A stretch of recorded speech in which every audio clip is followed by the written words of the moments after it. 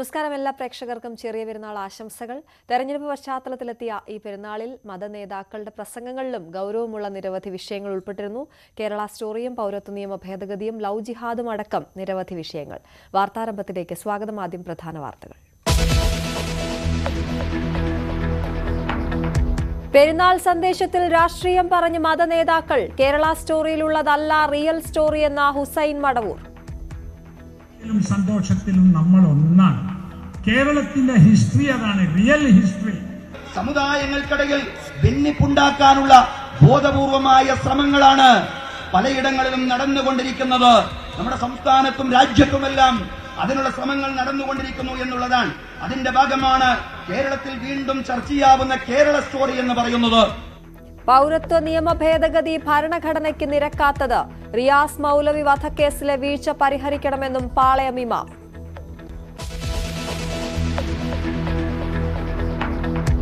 ചെറിയ പെരുന്നാൾ ആഘോഷിച്ച ഇസ്ലാം മതവിശ്വാസികൾ. പള്ളികളിലും ഈദ്ഗാഹുകളിലും നമസ്കാരങ്ങൾ. ചടങ്ങുകളിൽ പങ്കെടുത്ത സ്ഥാനാർത്ഥികളും. ഭീമാപള്ളിയിൽ നമസ്കാരം നടത്തി governor Arif Muhammad Khan.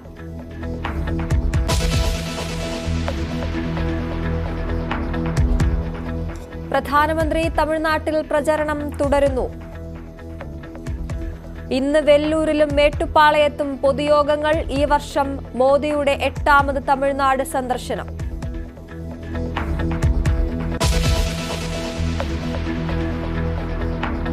CPM-നെ പ്രതിരോധത്തിലാക്കി Panoor remand report. Bomb നിർമ്മാണം രാഷ്ട്രീയ എതിരാളികളെയും ലക്ഷ്യമിട്ടെന്ന റിപ്പോർട്ട്. ബോംബ് നിർമ്മാണം മുഴുവൻ പ്രതികൾക്കും അറിയാമായിരുന്നുവെന്നും പരാമർശം.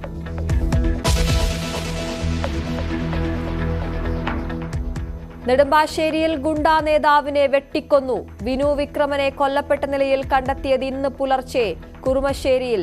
കൊല്ലപ്പെട്ടത് ഗുണ്ടാ നേതാവ് ബിനോയിയെ കൊന്ന കേസിലെ പ്രതി. ഒരാൾ പോലീസ് കസ്റ്റഡിയിൽ.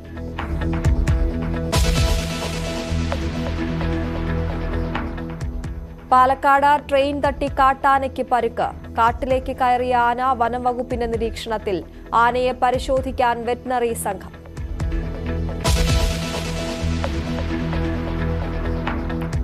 സംസ്ഥാനത്ത് കൊടും ചൂട് തുടരും. ഇടുക്കിയിലും വയനാടും ഒഴികെ യെല്ലോ അലർട്ട്. പാലക്കാട് പലയിടങ്ങളിലും ചൂട് 41 ഡിഗ്രിക്ക് മുകളിൽ.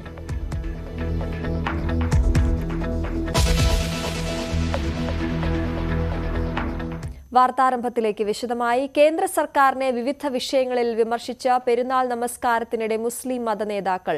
ക്രിസ്ത്യൻ വിശ്വാസികളും മുസ്ലിം വിശ്വാസികളും സഹവർത്തിത്വത്തോടെ ഒന്നിച്ച് ജീവിക്കുന്നവരാണ് യഥാർത്ഥ കേരള സ്റ്റോറിയെന്ന് KNM സംസ്ഥാന vice president doctor Hussain Madavoor പറഞ്ഞു. കേരളത്തിന്റെ മതസൗഹാർദ്ദം വലുതാണ്. അത് തകർക്കാൻ കേരള സ്റ്റോറി പോലെയുള്ള സിനിമകൾ പ്രദർശിപ്പിച്ചിട്ട് കാര്യമില്ല. ജനങ്ങൾ അത് അംഗീകരിക്കില്ല. ലവ് ജിഹാദ് ഇല്ലെന്ന് അന്വേഷണ സംഘം കണ്ടെത്തിയതാണ്. ജാതിയും മതവും ഒക്കെ നോക്കാതെ പ്രണയമുണ്ടാകും. എന്നാൽ അത് സാമുദായികമല്ലെന്നും ഹുസൈൻ മടവൂർ പറഞ്ഞു. കോഴിക്കോട് ബീച്ചിൽ നടന്ന ഈദ്ഗാഹിലായിരുന്നു ഹുസൈൻ മടവൂരിന്റെ വാക്കുകൾ. നമ്മൾ ദുഃഖത്തിലും സന്തോഷത്തിലും നമ്മൾ ഒന്നാണ്. കേരളത്തിന്റെ ഹിസ്റ്ററി അതാണ്, റിയൽ ഹിസ്റ്ററി. അത് മറച്ചു വെച്ചുകൊണ്ട് എവിടെയെങ്കിലും ആരെങ്കിലും പ്രണയത്തിൽ പെട്ടിട്ടുണ്ട് അല്ലെ, അതിനെക്കുറിച്ച് അന്വേഷിച്ച് ഇന്റലിജൻസ് വിഭാഗം നൽകിയ റിപ്പോർട്ട് എന്താണെന്നറിയോ? There is love but no jihad എന്നാണ്. അത് ലവ് ജിഹാദ് എന്നൊരു സാധനം ഉണ്ടാക്കിയെടുത്തു. ദർ ഈസ് ലവ്, അത് ശരിയാണ്. അത് ജാതിയും മതവും ഭാഷയൊന്നും നോക്കാതെ, വൻകര പോലും നോക്കാതെ പ്രേമം നടക്കുന്നുണ്ട്. അത് ഓരോരുത്തരും കരുതിക്കൊള്ളുക. ഏതെങ്കിലും കെണി ചെന്ന് ചാടുന്നത് അതൊരു സാമുദായിക വിഷയമല്ല. അത് അങ്ങോട്ടും ഇങ്ങോട്ടും ഒക്കെ ഉണ്ടാവും. പക്ഷെ ദർ ഇസ് നോ ജിഹാദ്. അതിന്റെ പേരിൽ ഒരു ജിഹാദൊന്നുമില്ല ഇവിടെ. ആരും അതിന് പ്രവർത്തിക്കുന്നില്ല, അതിന് ആവശ്യവുമില്ല. അങ്ങനെ മതത്തിലേക്ക് ആളുകൾ വരേണ്ടതുമില്ല. ഇതും യഥാർത്ഥത്തിലൂടെ നമ്മുടെ ഹിസ്റ്ററി രേഖപ്പെടുത്തുന്നതിന് ആവശ്യമാണ്. വിവരങ്ങളുമായി MS അനീഷ് കുമാർ ചേരുന്നു. അനീഷ്, ഒരു പെരുന്നാൾ സന്ദേശത്തിനപ്പുറത്തേക്ക് പ്രസംഗം ഗൗരവമായ വിഷയങ്ങളിലേക്ക് കടന്നു. ഹുസൈൻ മടവൂരിന്റെ പ്രസംഗത്തിൽ വിവിധ വിഷയങ്ങൾ ഉയർന്നു വന്നപ്പോൾ കേരള സ്റ്റോറിയും പൗരത്വ വിഷയവും ഒക്കെ അദ്ദേഹം സംസാരിച്ചു. കൃത്യമായി നിലപാട് പറയാനും ആ പ്രസംഗം അദ്ദേഹം ഉപയോഗപ്പെടുത്തി. എന്തൊക്കെ കാര്യങ്ങളാണ് പറഞ്ഞത്? തീർച്ചയായും കഴിഞ്ഞ ഏതാനും ദിവസങ്ങളായി കേരളത്തിൽ സജീവമായി നടക്കുന്ന ഒരു ചർച്ചാ വിഷയം തന്നെ കേരള സ്റ്റോറിയാണ്. നേരത്തെ ഈ ചിത്രം റിലീസ് ചെയ്ത സമയത്ത് തന്നെ കേരളത്തിൽ നിന്നും വലിയ എതിർപ്പുണ്ടായിരുന്നു. മുഖ്യമന്ത്രിയും പ്രതിപക്ഷ നേതാവ് അടക്കമുള്ളവരുമൊക്കെ ഈ വിഷയത്തെ വിമർശിക്കുകയും ചെയ്തു. കേരളത്തിനെതിരായ ഒരു പ്രൊപ്പഗണ്ട എന്ന രീതിയിലാണ് ഈ സിനിമയെക്കുറിച്ചുള്ള വിമർശനങ്ങൾ ഉയരുകയും ചെയ്തു. എന്നാൽ വളരെ അടുത്ത സമയത്ത് ദൂരദർശനിൽ ഈ സിനിമ സംപ്രേഷണം ചെയ്യാൻ തീരുമാനിക്കപ്പെടുകയും പിന്നീട് ഇടുക്കി രൂപത ഈ ചിത്രം വിശ്വാസികൾക്കായി പ്രദർശിപ്പിക്കുകയും ചെയ്തു. താമരശ്ശേരി രൂപതയും തലശ്ശേരി രൂപതയും ഒക്കെ ഈ ചിത്രം പ്രദർശിപ്പിക്കുമെന്ന് അറിയിച്ചെങ്കിലും തലശ്ശേരി രൂപത പിന്നീട് ആ നീക്കത്തിൽ നിന്ന് പിന്നാക്കം പോവുകയും ചെയ്തു. ഇത്തരമൊരു സാഹചര്യത്തിലാണ് കേരളത്തിൽ എല്ലാവരും ഒരുപോലെ സമാധാനവും സഹവർത്തിത്വവും അന്വേഷിച്ച് മുന്നോട്ട് പോകുന്ന ഒരു സാഹചര്യമാണ്. ഈ ദേവാലയങ്ങൾ തമ്മിൽ പോലും പരസ്പരം പങ്കുവെക്കപ്പെടുന്ന സാഹചര്യത്തിലേക്ക് കാര്യങ്ങൾ നീങ്ങുന്ന ഒരു കാലത്ത് അത്തരമൊരു കേരളത്തിന്റെ സ്റ്റോറി യഥാർത്ഥത്തിൽ മതസൗഹാർദ്ദത്തിൻ്റെതാണ്, പരസ്പരമുള്ള സഹവർത്തിത്വത്തിൻ്റെതാണ് എന്ന് അദ്ദേഹം പ്രസംഗത്തിൽ പറയുന്നു. ഇവിടെ കേരള സ്റ്റോറി പോലുള്ള സിനിമകൾ ഇത്തരം സാഹോദര്യം തകർക്കാൻ ശ്രമിച്ചാൽ അത് കേരള സമൂഹത്തിൽ വിലപ്പോകില്ല എന്നാണ് അദ്ദേഹം പറയുന്നത്. ഇവിടെ എല്ലാവരും ഒന്നാണ്, ഒരുപോലെ സഹവർത്തിത്വത്തോടുകൂടി ജീവിക്കുന്നു എന്നതാണ് യഥാർത്ഥ കേരള സ്റ്റോറി. ജാതിയും മതവും വൻകരകളും പോലും നോക്കാതെ പ്രണയങ്ങളുണ്ടാവാം, പക്ഷേ അതിൻ്റെ കെണിയിൽ വീഴാതെ ആളുകൾ സൂക്ഷിക്കുക എന്നതാണ്. മറിച്ച് അതിനൊരു ജിഹാദ് എന്ന പരിവേഷം, അല്ലെങ്കിൽ ലവ് ഉണ്ട് പക്ഷേ ജിഹാദ് ഇല്ല എന്നാണ് അന്വേഷണ സംഘങ്ങൾ പോലും കണ്ടെത്തിയതെന്നും അദ്ദേഹം പറയുകയും ചെയ്യുന്നു. ഒപ്പം തെരഞ്ഞെടുപ്പിൽ ഏത് വിധേനയും പങ്കെടുക്കണം എന്നതിൻ്റെ ഒരു പ്രാധാന്യവും അദ്ദേഹം തന്റെ പ്രസംഗത്തിൽ ചൂണ്ടിക്കാട്ടി. കാരണം വെള്ളിയാഴ്ച ദിനമാണ്, നമസ്കാരത്തിനും മറ്റുമൊക്കെ മുസ്ലിങ്ങൾ പോകേണ്ട ദിനമാണ്. പക്ഷേ ഒരു മനുഷ്യന്റെ സ്വത്തിനും ജീവനും ഭീഷണിയാവുന്ന സമയങ്ങളിൽ ഈ നമസ്കാരം ഒഴിവാക്കാൻ പറ്റുമെന്നാണ് ഖുർആൻ പറയുന്നത്. അതുകൊണ്ട് തന്നെ ഈ വോട്ട് ചെയ്യാൻ പോയില്ലെങ്കിൽ അത് ഒരു മനുഷ്യന്റെ അല്ല, ഒരുപാട് മനുഷ്യരുടെ ജീവനും സ്വത്തും അപകടത്തിലാക്കുന്ന ഒരു സാഹചര്യമാണ്. അതുകൊണ്ട് കൃത്യമായും ഈ ആരാധനാ ക്രമങ്ങളൊക്കെ മാറ്റിവെച്ച് പോലും വെള്ളിയാഴ്ച നടക്കുന്ന വോട്ടെടുപ്പിൽ പങ്കെടുക്കണമെന്ന ആഹ്വാനവും അദ്ദേഹം നൽകിയിട്ടുണ്ട്. അനീഷയെ ഞാൻ നേരത്തെ സൂചിപ്പിച്ചതുപോലെ രാഷ്ട്രീയമായി വളരെ പ്രാധാന്യമുള്ള ഒരു സമയത്താണ് നമ്മൾ നിൽക്കുന്നത്. തെരഞ്ഞെടുപ്പ് അടുത്തിരിക്കുന്ന ഒരു സാഹചര്യമുണ്ട്. കൃത്യമായി ഇത്തരത്തിൽ നിലപാട് ഓരോ വിഷയങ്ങൾ പറയുന്നു, കേന്ദ്ര സർക്കാരിനെതിരെയുള്ള വിമർശനം ഉന്നയിക്കുന്നു. അത് വളരെ ഗൗരവത്തോടെ കാണേണ്ട വിഷയമല്ല, ഇതൊരു ചർച്ചയാകില്ല ഇന്ന്.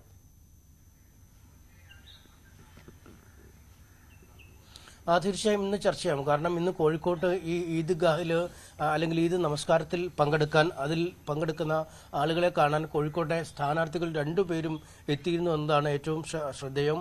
MK രാഘവനും എളമരം കരീമും സ്ഥലത്തെത്തുകയും ചെയ്തു. എന്തായാലും രണ്ടുപേരും ഇന്ന് മാധ്യമങ്ങളെ കണ്ടപ്പോഴും കേരള സ്റ്റോറിയെക്കുറിച്ചുള്ള കാര്യങ്ങൾ തന്നെയാണ് പറയുന്നത്. കേരള സ്റ്റോറിയുമായി ബന്ധപ്പെട്ട് വിഭാഗീയത ഉണ്ടാക്കാനുള്ള ശ്രമങ്ങൾ നടക്കുന്നു, ഇത് അനുവദിക്കാൻ ആവില്ല, സമാധാനപരമായ അന്തരീക്ഷം ഉണ്ടാവുകയാണ് വേണ്ടത് എന്നാണ് MK രാഘവൻ പറഞ്ഞത്. വളരെ സന്തോഷത്തോടെ ജനങ്ങൾ ഈ ആഘോഷങ്ങൾ, ചെറിയ പെരുന്നാൾ പോലെയുള്ള ആഘോഷങ്ങൾ സംഘടിപ്പിക്കുന്ന ഇടമാണ്.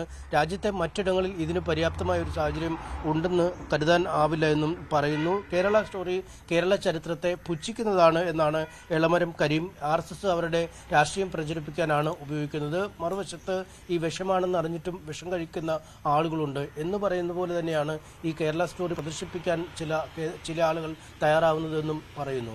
അതായത് ഈ മത നേതാക്കളായാലും രാഷ്ട്രീയ നേതാക്കളായാലും എല്ലാം വിഷയം കേരള സ്റ്റോറിയിലേക്ക് തന്നെയാണ് എത്തിക്കുന്നത്. കാരണം കൃത്യമായൊരു ന്യൂനപക്ഷങ്ങളെ ലക്ഷ്യം വയ്ക്കുന്നു എന്ന ആരോപണം നേരത്തെ തന്നെ ഉയർന്നതാണ്. ഈ ഒന്നോ രണ്ടോ സംഭവങ്ങളിൽ കുരുങ്ങിക്കിടക്കേണ്ടതല്ല കേരളത്തിന്റെ ചരിത്രം, അല്ലെങ്കിൽ കേരളത്തിന്റെ കഥ, കേരളത്തിന്റെ സ്റ്റോറി അങ്ങനെയല്ല എന്ന് തന്നെയാണ് ഈ നേതാക്കൾ ഒന്നടങ്കം പറയുന്നത്.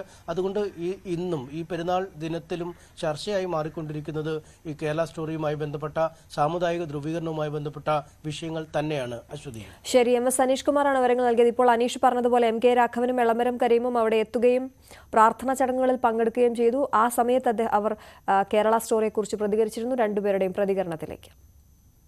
പ്രത്യേകിച്ച് വിഭാഗീയത ഉണ്ടാക്കാനുള്ള ശക്തമായ ശ്രമങ്ങൾ നടന്നു വരികയാണ്. അതൊരു കേരളത്തിൽ അനുവദിക്കാൻ കഴിയാവുന്ന ഒന്നല്ല. കേരളത്തിന്റെ ഒരു നമ്മുടെ മഹിതമായ പാരമ്പര്യമുണ്ട്, ഒരു മതേതര പാരമ്പര്യമാണ്, സംസ്കാരമാണ്. അപ്പോൾ അത് ഉയർത്തിപ്പിടിക്കേണ്ട ഒരു സന്ദർഭത്തിൽ വിഭാഗീയതയുടെ ഒരു ആഴം വർദ്ധിപ്പിക്കാൻ നടത്തുന്ന ശ്രമം ബോധപൂർവമായ ശ്രമമാണ്. അത് ആ ശ്രമം ഒരിക്കലും നമുക്ക് അംഗീകരിക്കാൻ കഴിയില്ല. എല്ലാവരും ഒരുമിച്ച് പോകണം. എല്ലാവരും സമാധാനപരമായ അന്തരീക്ഷം നമ്മുടെ രാജ്യത്തുണ്ടാകണം. എല്ലാവർക്കും ജീവിക്കാൻ സാധിക്കണം. ഏത് ജാതിയാണെങ്കിലും മതമാണെങ്കിലും എല്ലാവർക്കും ഒരുപോലെ ജീവിക്കാൻ കഴിയാവുന്ന ഒരു സംരക്ഷണം ഭരണഘടന നമുക്ക് നൽകുന്നുണ്ട്. കേരള സ്റ്റോറി കേരളത്തിന്റെ എല്ലാ ചരിത്രത്തെയും പുച്ഛിക്കുന്നതും വെറുപ്പിന്റെ രാഷ്ട്രീയം പ്രചരിപ്പിക്കുന്നതുമാണ്. അത് നമ്മുടെ മതസൗഹാർദ്ദത്തിനും പരസ്പര ബന്ധങ്ങൾക്കും വിഘാതമുണ്ടാക്കുന്നതാണ്. RSS ആണ് ഇതിന്റെ പിന്നിൽ. ഈ തെരഞ്ഞെടുപ്പിൽ അവരുടെ രാഷ്ട്രീയം പ്രചരിപ്പിക്കാൻ കേരളത്തിൽ അവർ പ്രദർശനത്തിന് മുന്നോട്ട് വയ്ക്കാൻ ഇതൊന്നും കേരള ജനത അംഗീകരിക്കില്ല.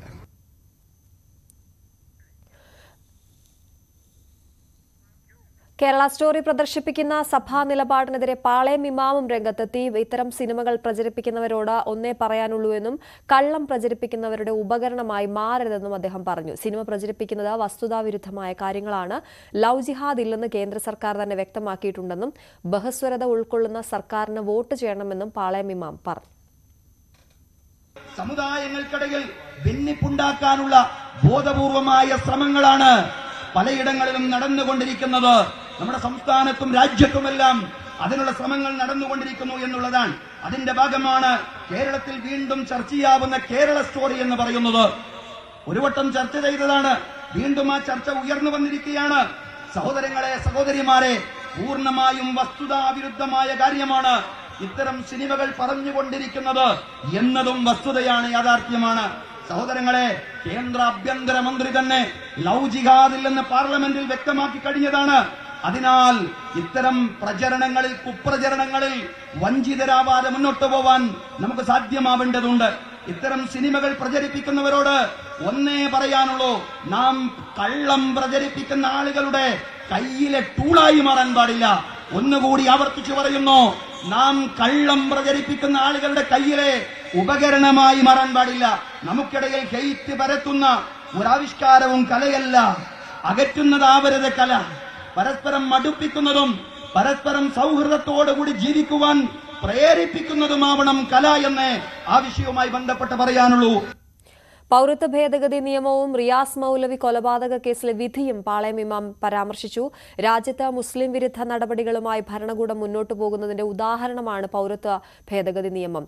റിയാസ് മൗലവി കൊലപാതക കേസിൽ വീഴ്ച പരിഹരിക്കാൻ ബോധപൂർവമായ ശ്രമങ്ങൾ ഉണ്ടാകണമെന്നും സർക്കാർ എത്രയും വേഗം അപ്പീൽ പോയത് സ്വാഗതാർഹമാണെന്നും പാളയം ഇമാം പറഞ്ഞു. ഒപ്പം എല്ലാ മലയാളികൾക്കും ആശംസകൾ നേർന്ന ഗവർണർ ആരിഫ് മുഹമ്മദ് ഖാനും എത്തിയിരുന്നു. Today is a very happy occasion. We are celebrating Eid after fasting for 1 month. So I hope that this celebration will instill in us a feeling of compassion and consideration for those who live on the margins of the society, and we will take care of them. And I give my best wishes to all the people of Kerala, and those who live here and those who live abroad. Thank you very much.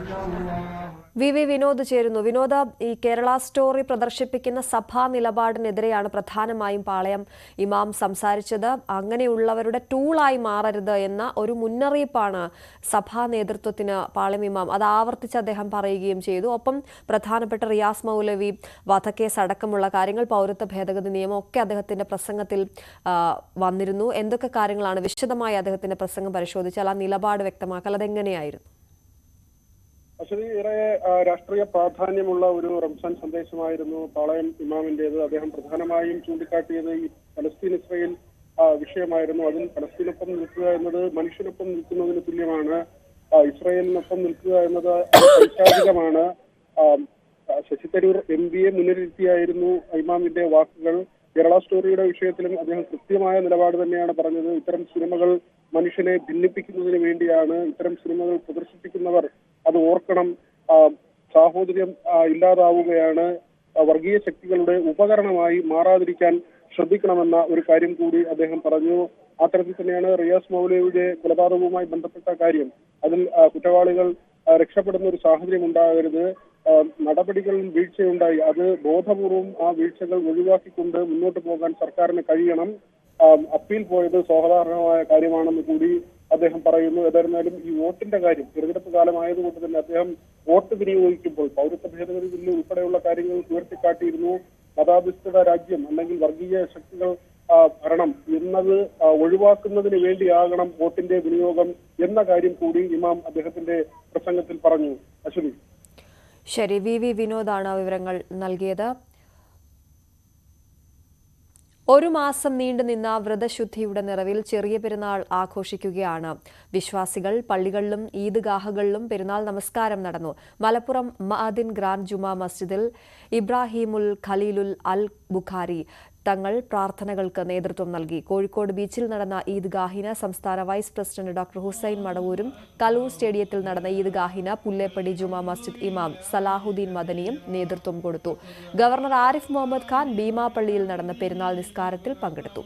വിവിധ സ്ഥാനാർത്ഥികളും ഈദ്ഗാഹിന്റെ ഭാഗമായി.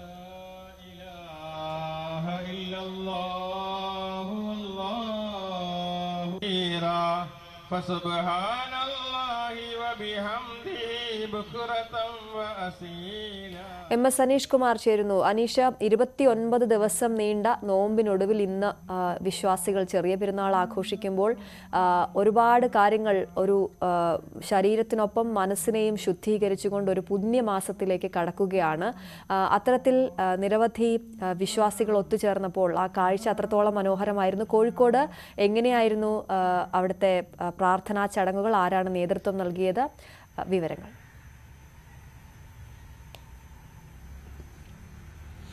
അശ്വതി, തീർച്ചയായും. കാരണം സാധാരണ നോമ്പ് കാലത്തേക്കാൾ ഉപരി അങ്ങേയറ്റം ചൂടിൽ വെന്തുരുകിയ കാലമായിരുന്നു. 40, 41, 42 ഡിഗ്രി ചൂടിലൊക്കെ ആൾക്കാർ നോമ്പ് പിടിച്ച കാലമായിരുന്നു. അതുകൊണ്ട് ജലപാനം പോലുമില്ലാതെ ഈ കടുത്ത ചൂടിനെയും മറ്റ് ഭക്ഷണമൊക്കെ പകൽ വെടിഞ്ഞാണ് അവർ 29 നാൾ നോമ്പ് എടുക്കുകയും വ്രതാനുഷ്ഠാനങ്ങൾ അവസാനിക്കുകയും ചെയ്ത്. കോഴിക്കോട് അടക്കമുള്ള മലബാറിലെ പട്ടണങ്ങൾ ഉറങ്ങാത്ത രാവായിരുന്നു ഇന്നലെ എന്ന് വേണമെങ്കിൽ വിശേഷിപ്പിക്കാം. തെരുവുകളൊക്കെ വളരെ ജനസമുദ്രമായി മാറുന്ന, അല്ലെങ്കിൽ കച്ചവട സ്ഥാപനങ്ങളും മറ്റുമൊക്കെ പുലരുവോളം തുറന്നിരിക്കുന്ന ഒരു ദിനമായിരുന്നു. തക്ബീർ ധ്വനികളാണ് പള്ളികളിൽ മറ്റുമൊക്കെ ഉയർന്നു കേട്ടത്. അതിന് ശേഷമാണ് ഈദ്ഗാഹുകളിൽ ഒത്തുകൂടി അവർ പെരുന്നാൾ നമസ്കാരത്തിൽ പങ്കെടുത്ത് പരസ്പരം ആശ്ലേഷിച്ച് ആഘോഷങ്ങൾക്കായി അവരുടെ വീടുകളിലേക്ക് പോയത്. KNM വൈസ് പ്രസിഡന്റ് ഹുസൈൻ മടവൂരാണ് ഈ ബീച്ചിലെ ഈദ്ഗാഹ പരിപാടികൾക്ക് നേതൃത്വം നൽകിയത്. എന്തായാലും സ്ഥാനാർത്ഥികളടക്കമുള്ളവർ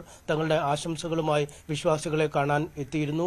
രാവിലെ തന്നെ ഈ പ്രാർത്ഥനാ ചടങ്ങുകൾ പൂർത്തിയാക്കി വീടുകളിലേക്ക് ആളുകൾ മടങ്ങിയിരിക്കുന്നു. പുത്തൻ കുപ്പായങ്ങളൊക്കെ ഇട്ട് പരസ്പരം ബന്ധുക്കളുടെയും സുഹൃത്തുക്കളുടെയും ഒക്കെ വീടുകളിൽ പോയി മറ്റ് ഇതര വിഭാഗത്തിലുള്ളവരെ ആണെങ്കിലും സ്വന്തം വീടുകളിലേക്ക് ക്ഷണിച്ച് ഭക്ഷണവും നൽകി ആഘോഷ കാഴ്ചകളൊക്കെ ഒരുക്കി മടങ്ങുന്ന കാഴ്ച, മൈലാഞ്ചി അണിഞ്ഞ് സ്ത്രീകളും കുട്ടികളുമൊക്കെ വലിയ ആഘോഷ തിമിർപ്പിൽ ഇന്ന് പെരുന്നാൾ ആഘോഷിക്കുന്ന കാഴ്ചകൾ തന്നെയാണ് കോഴിക്കോട് നിന്നും കാണാൻ കഴിയുന്നത്. എന്തായാലും തെരഞ്ഞെടുപ്പ് കാലമായിരുന്നു. കോഴിക്കോട്ടെ തെരഞ്ഞെടുപ്പ് ആവേശങ്ങൾക്കൊക്കെ ഒരു ചെറിയ തണുപ്പൻ മട്ടുണ്ടായിരുന്നു പലപ്പോഴും നോമ്പുകാലം ആയതുകൊണ്ട് തന്നെ. ഇന്ന് എന്തായാലും ഈ സ്ഥാനാർത്ഥികളെയും തെരഞ്ഞെടുപ്പ് രംഗത്ത് എത്തുന്ന പ്രവർത്തകരെയും ഒക്കെ സംബന്ധിച്ച് വലിയ ആവേശം പകരുന്ന ദിവസമാണ് ഇന്ന്. ഇന്നത്തെ കൂടി കഴിഞ്ഞാൽ മലബാർ മേഖലയിലെ തെരഞ്ഞെടുപ്പ് ആവേശവും ഏതാണ്ട് ഉച്ചസ്ഥായിലേക്ക് എത്താൻ തന്നെയാണ് സാധ്യത. അശ്വതി. ശരി, എം എസ് അനീഷ് കുമാറാണ് വിവരങ്ങൾ നൽകിയത്. സൗഹാർദ്ദത്തോടെയും സ്നേഹത്തോടെയും ഈദ് ആഘോഷിക്കണമെന്ന് പാണക്കാട് സാദിഖ് അലി ശിഹാബ് തങ്ങൾ. ജനാധിപത്യത്തിന്റെയും മതനിരപേക്ഷതയുടെയും സംരക്ഷണത്തിന് വേണ്ടി വോട്ട് രേഖപ്പെടുത്തണമെന്നും തങ്ങൾ ഈദ് ആശംസയിൽ പറഞ്ഞു.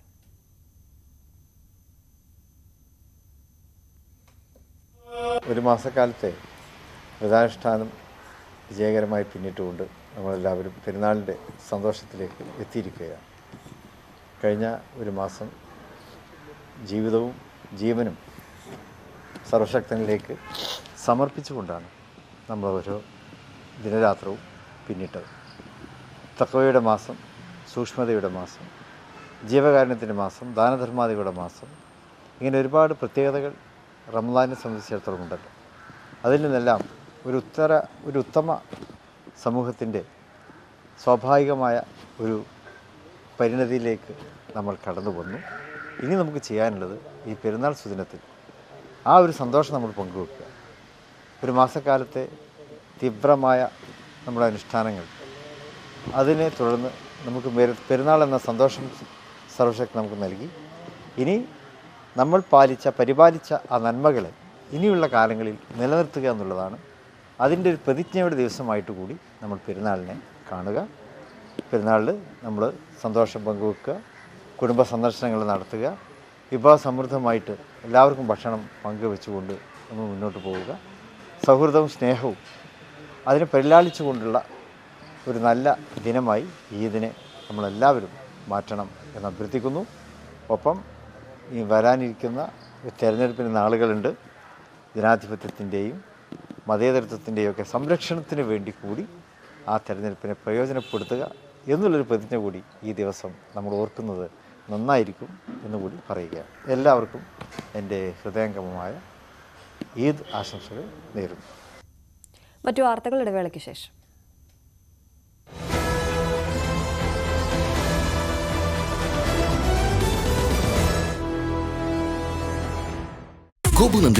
തട്ടകമായ കള്ള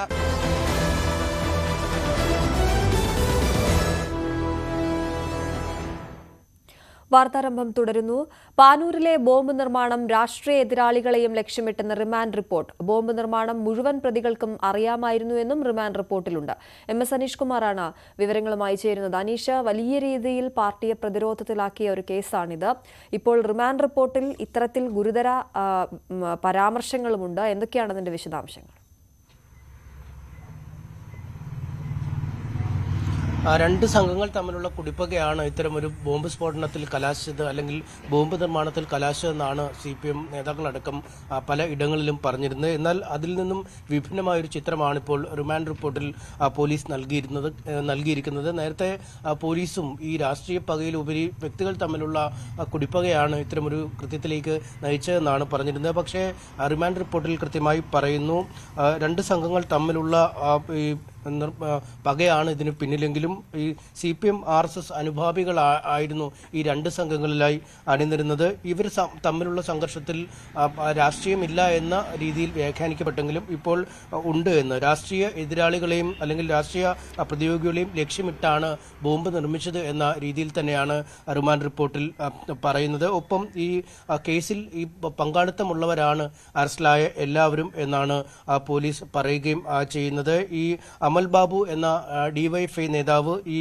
മണൽ ഉപയോഗിച്ച് ഈ ബോംബുകൾ മറയ്ക്കാനുള്ള ശ്രമം നടത്തി എന്നും കണ്ടെത്തിയിരിക്കുന്നു. ഒപ്പം കൂടുതൽ പേർക്ക് ഈ കേസുമായി ബന്ധമുണ്ട് എന്ന് സംശയിക്കുന്നതായും പറയുന്നു. നേരത്തെ CPM നേതാക്കൾ അടക്കം പറഞ്ഞത് ചിലർ രക്ഷാപ്രവർത്തനത്തിനായി എത്തിയതാണ്. ഇത്തരമൊരു സ്ഫോടനം എത്തിയപ്പോൾ ഈ പരിക്കേറ്റവരെ ആശുപത്രിയിലേക്ക് കൊണ്ടുപോകാനും മറ്റുമൊക്കെ സഹായിക്കാൻ എത്തിയവരാണ് ചിലർ എന്നാണ് അറസ്റ്റിലായവരിൽ ചിലർ എന്നാണ് പറഞ്ഞിരുന്നത്. പക്ഷേ അവർ ആ വാദവും പോലീസ് തള്ളി എന്ന രീതിയിലാണ് റിമാൻഡ് റിപ്പോർട്ട്. കസ്റ്റഡിയിലായ അല്ലെങ്കിൽ അറസ്റ്റിലായ എല്ലാവർക്കും കേസുമായി ബന്ധമുണ്ട് എന്നും പറയുന്നു. വലിയ രാഷ്ട്രീയ വിവാദമായി ഈ പ്രശ്നം മാറുന്നതിനിടയിൽ, കാരണം രാഷ്ട്രീയമായ ഒരു ഛായ ഇതിനില്ല, എതിരാളികളെയോ പ്രതിയോഗികളെയോ വകവരുത്താൻ വേണ്ടി ഉണ്ടായ ബോംബ് സ്ഫോടനമല്ല, സാമൂഹ്യ വിരുദ്ധ ശക്തികളിൽപ്പെട്ട ആളുകളാണ് ഇത്തരം കൃത്യത്തിലേക്ക് നീങ്ങിയത്. നേരത്തെ പാർട്ടിയുമായി ബന്ധമുണ്ടായിരുന്നുവെങ്കിലും നിരന്തരം ഇത്തരം കാര്യങ്ങളിൽ ഇടപെടുന്ന സാഹചര്യത്തിൽ പാർട്ടിയിൽ നിന്നും മാറി നിന്നവരാണ് ഇത്തരത്തിൽ കൃത്യം ചെയ്തതെന്ന് പറയുമ്പോഴും DYFIയുടെ മറ്റുമൊക്കെ സജീവ ഭാരവാഹികൾ ഈ കൃത്യത്തിൽ ഉൾപ്പെട്ട് അറസ്റ്റിലാവുകയും അവരടക്കമുള്ളവർ ഈ കേസിൽ സജീവ പങ്കാളികളാണ് എന്ന് പോലീസ് പറയുകയും ചെയ്യുമ്പോൾ അത് വലിയ പ്രതിരോധത്തിലേക്കാണ് CPMനെ മാറ്റുന്നത്. എന്തായാലും നിലവിൽ പുറത്തു വരുന്ന വിവരങ്ങളിൽ എന്തൊക്കെ പ്രതിരോധം ഇനി പാർട്ടി മുന്നോട്ട് സ്വീകരിക്കും എന്നതാണ് കണ്ടറിയേണ്ടത്. അശ്വതി. അനീഷ്, ഈ വിഷയം തെരഞ്ഞെടുപ്പിൽ പ്രചാരണത്തിൽ അത്രമേൽ ഉപയോഗപ്പെടുത്തുന്നുണ്ട് എതിരാളികൾ അല്ലെങ്കിൽ മറ്റ് പാർട്ടികൾ. ഏത് രീതിയിലാണ് തെരഞ്ഞെടുപ്പിൽ ജനങ്ങളോട് CPM ഇക്കാര്യത്തിൽ മറുപടി പറയുന്നത്? ഇപ്പോൾ ഈ റിമാൻഡ് റിപ്പോർട്ട് കൂടി വരുമ്പോൾ അത് കൂടുതൽ ശക്തമായി മുന്നോട്ട് പോകില്ല ഈ പ്രചാരണം?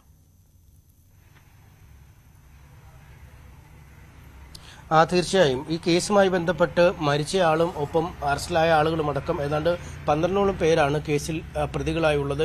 ഈ പരിക്കേറ്റ് ആശുപത്രിയിൽ ചികിത്സയിൽ കഴിയുന്ന ആളുകളും ഇതിൽ വരും. പക്ഷേ ഈ ആളുകൾക്കെല്ലാം കൃത്യമായ DYFI അല്ലെങ്കിൽ CPM ബന്ധമുണ്ട് എന്ന് തന്നെയാണ് എതിരാളികൾ പറയുന്നത്. ഇക്കാര്യം ഈ CPM നിഷേധിക്കുമ്പോഴും പ്രാദേശിക തലത്തിലെ നേതാക്കൾ അല്ലെങ്കിൽ പ്രാദേശിക തലത്തിലെ പ്രവർത്തകർക്ക്, UDF പ്രവർത്തകർക്കും മറ്റ് നാട്ടുകാർക്കുമൊക്കെ ഇക്കാര്യത്തിൽ കൃത്യമായ സൂചനകളുണ്ട് അല്ലെങ്കിൽ വിവരങ്ങൾ വിവരങ്ങളുണ്ട് എന്ന് പറയുന്നു. ഒപ്പം ഈ മരിച്ചയാളുടെ വീട്ടിൽ പോവുക, മറ്റു കാര്യങ്ങളിലൊക്കെ CPM പ്രാദേശിക നേതാക്കൾ ഇടപെടുകയും കൂടെ ചെയ്യുമ്പോൾ പാർട്ടിക്ക് പൂർണ്ണമായും ഇവരെ തള്ളിക്കളഞ്ഞ് മുന്നോട്ട് പോകാൻ കഴിയില്ല. അല്ലെങ്കിൽ അത്തരമൊരു തള്ളിക്കളഞ്ഞാലും പാർട്ടിക്ക് അതിന്റെ ഉത്തരവാദിത്തത്തിൽ നിന്നും ഒഴിഞ്ഞുമാറാൻ കഴിയില്ല എന്ന് തന്നെയാണ് UDFും BJPയും ആരോപിക്കുന്നത്. ഒപ്പം എന്തിനാണ് ഇത്തരമൊരു ബോംബ് നിർമ്മാണം തെരഞ്ഞെടുപ്പ് അടുത്ത ഘട്ടത്തിൽ നടത്തിയത് എന്ന ചോദ്യവും അവർ ഉന്നയിക്കുന്നു. ഈ UDFിന്റെ ആളുകളെയോ അല്ലെങ്കിൽ BJPയുടെ ആളുകളെയോ വകവരുത്താനാണോ അല്ലെങ്കിൽ അവർക്ക് നേരെ അക്രമം നടത്താനാണോ ഇത്തരമൊരു ബോംബ് നിർമ്മാണം നടത്തിയതെന്ന ചോദ്യവും അവർ ഉന്നയിക്കുന്നു. എന്തായാലും വടകര പോലുള്ള മണ്ഡലങ്ങളിൽ, കണ്ണൂർ പോലെയുള്ള മണ്ഡലങ്ങളിൽ ഇതിനകം തന്നെ പ്രധാന തെരഞ്ഞെടുപ്പ് പ്രചാരണ വിഷയമായി ഇതിനകം തന്നെ ഈ പാനൂരിലെ ബോംബ് സ്ഫോടനം മാറിക്കഴിഞ്ഞിരിക്കുന്നു. മറുപടി നൽകുമ്പോഴും ദുർബലമായ വാദമുഖങ്ങൾ മുൻപോട്ട് വെക്കാനാണ് പലപ്പോഴും CPMന് കഴിയുന്നതും. ഇത്തരത്തിൽ പരസ്പരമുള്ള രണ്ട് സംഘങ്ങൾ തമ്മിലുള്ള കുടിപ്പകയാണ് ഇത്തരമൊരു നിർമ്മാണത്തിലേക്കും അല്ലെങ്കിൽ ഇത്തരമൊരു സ്ഫോടനത്തിലേക്കും കലാശിച്ചത് എന്ന് പറയുമ്പോഴും റിമാൻഡ് റിപ്പോർട്ടിൽ രാഷ്ട്രീയ പ്രതിയോഗികളെ കൂടി ലക്ഷ്യം വെച്ചാണ് ഇത്തരം ബോംബ് നിർമ്മാണം നടന്നത് എന്ന് പോലീസ് എഴുതി ചേർക്കുമ്പോൾ അത് വലിയ പ്രതിരോധമാവും CPMന് ഇനി വരും ദിവസങ്ങളിൽ, തെരഞ്ഞെടുപ്പ് അടുത്ത ദിവസങ്ങളിൽ ഈ ഒരു ബോംബ് സ്ഫോടനം വലിയ പ്രശ്നമായി തന്നെ നേരിടേണ്ടി വരും. ഈ റിമാൻഡ് റിപ്പോർട്ടും ഒരു രാഷ്ട്രീയ ആയുധമായി UDF എന്തായാലും ഉപയോഗിക്കുക തന്നെ ചെയ്യും. അശ്വതി. ശരി, MS അനീഷ് കുമാറാണ് വിവരങ്ങൾ നൽകിയത്. സംസ്ഥാനത്ത് കൊടും ചൂടാണ്. ചൂട് തുടരുമെന്ന വാർത്ത വരുന്നു. ഇടുക്കി, വയനാട് ഒഴികെ 12 ജില്ലകളിൽ യെല്ലോ അലർട്ടാണ്. 41 ഡിഗ്രിക്ക് മുകളിലാണ് പാലക്കാട് ജില്ലയിലെ വിവിധ പ്രദേശങ്ങളിലെ താപനില. വിനേഷ് കുമാറാണ് വിവരങ്ങളുമായി ചേരുന്നത്. വിനേഷ്, വലിയ ചൂടാണെന്ന് അറിയുന്നു. പാലക്കാട് സഹിക്കാൻ പറ്റാത്തത്ര ചൂടെന്നറിയുന്നു. ഏതൊക്കെ പ്രദേശങ്ങളിലാണ് ഏറ്റവും വലിയ പ്രശ്നം, ബുദ്ധിമുട്ടുള്ളത്? എന്തൊക്കെയാണ് വിവരങ്ങൾ? അശ്വതി, കഴിഞ്ഞ 3 ദിവസമായി 40 ഡിഗ്രിക്ക് മുകളിലാണ് താപനില പാലക്കാട് ജില്ലയിൽ. ഇത് അത്യുഷ്ണം എന്നുള്ള രീതിയിൽ തന്നെ നമുക്ക് പറയേണ്ടിയിരിക്കുന്നു. കാരണം അതിരാവിലെ മുതൽ തന്നെ കടുത്ത ചൂട് അനുഭവപ്പെടുന്നുണ്ട്. രാത്രിയിലും സമാനമായ അവസ്ഥയാണ്. രാത്രിയിൽ ഒരു 6 മണിക്ക് ശേഷം പോലും 30 ഡിഗ്രിയിൽ ചൂട് ഉണ്ട്. കാരണം അതുകൊണ്ട് തന്നെ രാത്രി ആളുകൾക്ക് കിടന്നുറങ്ങാൻ ഉൾപ്പെടെ വലിയ ബുദ്ധിമുട്ട് അനുഭവപ്പെടുന്നുണ്ട്. AC ഉണ്ടെങ്കിൽ മാത്രം ഉറങ്ങാൻ കഴിയുന്ന ഒരു അവസ്ഥയിലേക്ക് പാലക്കാട് മാറിക്കൊണ്ടിരിക്കുകയാണ്. ഒപ്പം തന്നെ രാവിലെ ഈ 11 മണിക്കും 3 മണിക്കും ഇടയിൽ പുറം ജോലികൾക്കൊന്നും പോകരുത് എന്ന് ജില്ലാ ഭരണകൂടത്തിന്റെ നിർദ്ദേശമുണ്ട്. എന്നാൽ അതൊന്നും പൂർണ്ണമായും പാലിക്കപ്പെടുന്നതൊന്നും നമുക്ക് കാണാനില്ല. ഇപ്പോഴും കൃഷിയിടങ്ങളിലും മറ്റും എല്ലാം തന്നെ ആളുകൾ ജോലിക്ക് പോകുന്ന ഒരു അവസ്ഥയുണ്ട്. പാലക്കാട് ജില്ലയിലെ ഓട്ടോമാറ്റിക് സ്റ്റേഷനുകളിലാണ് ഈ 40 ഡിഗ്രി മുതൽ 44 ഡിഗ്രി വരെ ചൂട് രേഖപ്പെടുത്തിയിരിക്കുന്നത്. അത് കഴിഞ്ഞ ദിവസം 44.7, ഈ പാലക്കാട് നഗരത്തിനടുത്തുള്ള എരുമയൂരിൽ 44.7 ആയിരുന്നു താപനില ഉണ്ടായിരുന്നത്. ഇന്നലെയും സമാനം. ഇന്നലെയും 40നും 42നും ഇടയിലാണ് പല സ്ഥലങ്ങളിലും ചൂട് ഉള്ളത്. പാലക്കാടിന് പുറമെ കാസർഗോഡ്, കണ്ണൂർ, മലപ്പുറം, തൃശൂർ, കൊല്ലം ജില്ലകളിൽ ഉൾപ്പെടെ കഴിഞ്ഞ ചില സ്റ്റേഷനുകളിൽ 40 ഡിഗ്രിക്ക് മുകളിൽ താപനില രേഖപ്പെടുത്തിയിട്ടുണ്ട്. താപനില അതായത് ഏപ്രിൽ 8 ഇന്നലെ രേഖപ്പെടുത്തിയത് ഇപ്രകാരം: പാലക്കാട് ജില്ലയിലെ മങ്കരയിൽ 43.8, കാഞ്ഞിരപ്പുഴയിൽ 43.5, മലമ്പുഴ ഡാമിൽ 42.4, പോത്തുണ്ടി ഡാമിൽ 42.2, കൊല്ലങ്കോട് 42.1, തെന്മല 41.7, വണ്ണാമ്പട 41.7, മീങ്കര 41.5, ചെറുതാഴം 41.3, മലപ്പുറം ജില്ലയിലെ നിലമ്പൂരിൽ 41 ഡിഗ്രി ഉണ്ട്. മംഗലം ഡാമിൽ 41, പാണത്തൂര് 40.7, അഞ്ചൽ 40.7, പാലക്കാട് ജില്ലയിലെ ഒറ്റപ്പാലത്ത് 40.7. ഇങ്ങനെയാണ് ഇപ്പോൾ താപനില കാണിച്ചിട്ടുള്ളത്. എന്തായാലും 30.8 ഡിഗ്രി സെൽഷ്യസ് ആണ് ഈ നിലവിൽ ഈ ബയാർ ഓട്ടോമാറ്റിക് സ്റ്റേഷനിൽ രേഖപ്പെടുത്തിയിരിക്കുന്നത്. ഇത് രാത്രികളിലെയും മറ്റും ചൂട് മാത്രമാണ്. പകല് പാലക്കാട് ജില്ലയിലാണ് ഏറ്റവും കൂടുതൽ ചൂട് അനുഭവപ്പെടുന്നത്. ഞാൻ നേരത്തെ സൂചിപ്പിച്ച പോലെ തന്നെ ആളുകൾക്ക് വെള്ളം ഓരോ 10 മിനിറ്റും 15 മിനിറ്റും ഇടയിൽ വെള്ളം കുടിച്ചുകൊണ്ടിരിക്കേണ്ട ഒരു അവസ്ഥയാണ്. ഇല്ലെങ്കിൽ വലിയ തോതിലുള്ള സൂര്യതാപം ഉൾപ്പെടെ ഉണ്ടാവാനുള്ള സാധ്യതയുണ്ടെന്നാണ് വിദഗ്ധർ പറയുന്നത്. അതുകൊണ്ട് തന്നെ അതിൽ കൃത്യമായി തന്നെ തൊഴിൽ നിയന്ത്രണം ഉൾപ്പെടെ ജില്ലാ ഭരണകൂടം ഏർപ്പെടുത്തിയിട്ടുണ്ട്. എന്നാൽ അത് പൂർണ്ണമായും പാലിക്കപ്പെടുന്നില്ല എന്ന് തന്നെയാണ് നമുക്ക് അറിയാൻ കഴിയുന്നത്. ശരി, വലിയ ചൂട് തുടരുകയാണ് സംസ്ഥാനത്ത്. പാലക്കാട് വലിയ ചൂടുണ്ട്, ഇനിയും ചൂടേറുമെന്നാണ് റിപ്പോർട്ട്. വിനേഷ് കുമാറാണ് അവിടെ നിന്നും വിവരങ്ങൾ നൽകിയത്.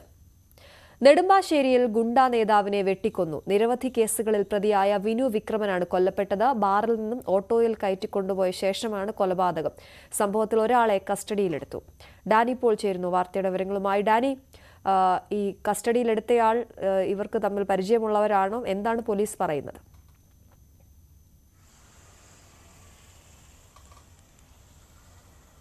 അശ്വതി, ഗുണ്ടാ സംഘങ്ങൾ തമ്മിലുള്ള പകയാണ് ഈ രീതിയിലുള്ളൊരു കൊടും കൊലപാതകത്തിലേക്ക് നയിച്ചിരിക്കുന്നത്. ഇന്ന് പുലർച്ചയോടുകൂടിയാണ് ഈ സംഭവം നടന്നിരിക്കുന്നത്. അങ്കമാലിക്കടുത്ത് കുറുമശ്ശേരി എന്ന് പറയുന്ന ആ സ്ഥലത്ത് വെച്ചായിരുന്നു. ഇവിടെ മദ്യപിച്ചിരുന്ന വിനു വിക്രമനെ ഇയാളെ ഒരാൾ ഓട്ടോറിക്ഷയിൽ കയറ്റി കൊണ്ടുപോവുകയായിരുന്നു. പിന്നീട് ഇയാളെ കൊല ചെയ്യപ്പെട്ട നിലയിലാണ് കണ്ടെത്തിയത്.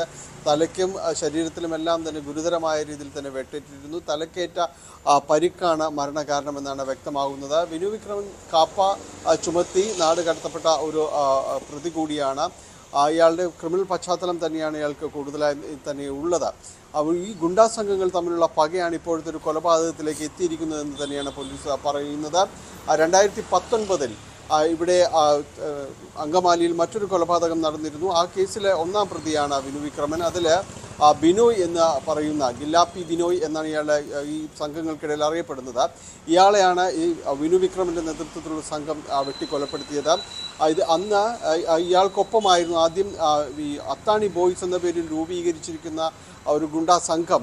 അതിൽ ആയിരുന്നു ബിനോയും വിനുവും എല്ലാം തന്നെ ഉണ്ടായിരുന്നത്.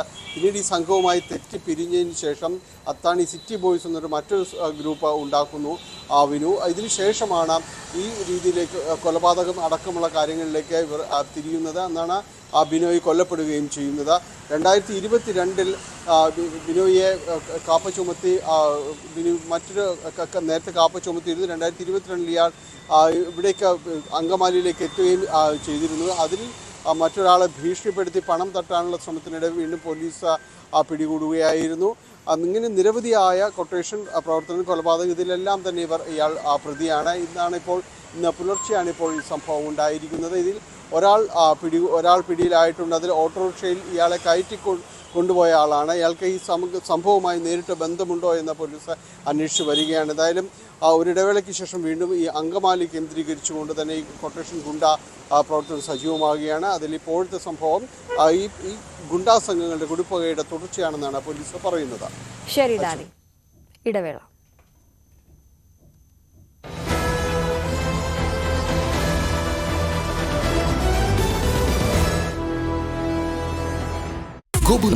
BJP നേതാക്കളടക്കം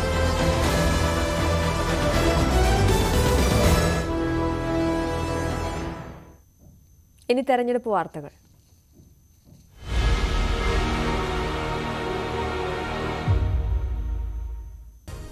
Political Grand Finale, co-presented by Berger Paints, 100 years of trust, powered by ICL FinCorp. ICL FinCorp, the intelligent choice. Educational partner, IBIS Group of Educational Institutions. ഇനി കണ്ണടച്ചല്ല, കണ്ണ് തുറന്ന് സ്വപ്നം കാണാം. IBISലൂടെ. ന്യൂസ് 18 ഇലക്ഷൻ ടീം ഇന്ന് പാലക്കാട് ജില്ലയിലാണുള്ളത്. പാലക്കാട്, ആലത്തൂർ മണ്ഡലങ്ങളിലെ വിശേഷങ്ങളുമായി രഞ്ജിത്ത് രാമചന്ദ്രനും കിരൺ ബാബുവും ചേരുകയാണ്. Ranjith, Kiran, good morning. നമ്മൾ ഇന്നുള്ളത് പാലക്കാടാണെന്ന് അറിയുന്നു. വലിയ ചൂടുണ്ട്, 41 ഡിഗ്രി സെൽഷ്യസ് ആണ് അവിടെ പലയിടത്തും ചൂടെന്ന് വിനേഷ് കുമാർ നേരത്തെ റിപ്പോർട്ട് ചെയ്തു. പക്ഷേ ഈ ചൂടൊന്നും നോക്കിയിരുന്നിട്ട് കാര്യമില്ല. ജനങ്ങളിലേക്ക് വളരെ വേഗത്തിലെത്താൻ ആണ് ഓരോ സ്ഥാനാർത്ഥികളും മുന്നണികളും ശ്രമിക്കുന്നത്. എന്താണ് അവിടുത്തെ ഒരു തെരഞ്ഞെടുപ്പ് വൈബ്?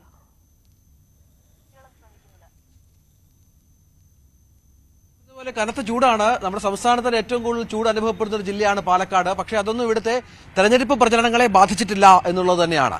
സ്ഥാനാർത്ഥികൾ എല്ലാവരും ഈ തെരഞ്ഞെടുപ്പ് പ്രചരണ തിരക്കിൽ തന്നെയാണ്, അണികളടക്കമുള്ള ആളുകൾ. കാരണം നമുക്കറിയാം, വാശിയേറിയ ഒരു ത്രികോണ പോരാട്ടം നടക്കുന്ന ഒരു മണ്ഡലം കൂടിയാണ് പാലക്കാട് എന്നുള്ളത്. പാലക്കാട്ട് ബിജെപിയും എ ക്ലാസ് മണ്ഡലമായി കാണുന്ന പ്രധാനപ്പെട്ട ഒരു മണ്ഡലമാണ്. 2 ലക്ഷത്തിന് മുകളിൽ വോട്ട് ബിജെപി സ്ഥാനാർത്ഥി കഴിഞ്ഞ തവണ നേടിയ മണ്ഡലമാണ്.